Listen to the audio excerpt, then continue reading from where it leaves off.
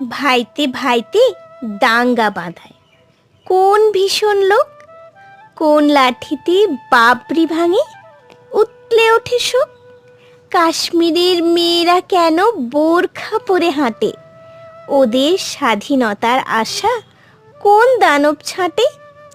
সন্ত্রাসের মধ্যমণি Osama bin Laden, বারুদ আর কোরআন হাতে ট্রেঞ্চে বসে কাঁদেন। যুদ্ধবাজ আমেরিকার মহামহিম বুশ, ইরাক থেকে হিরোশিমায় বোমা ফেলেই খুশ। চার্লস হারবারের কথা ভাবলে মনে পড়ে, হিরোশিমার ধোঁয়ায় কেন এখনো লোক মরে।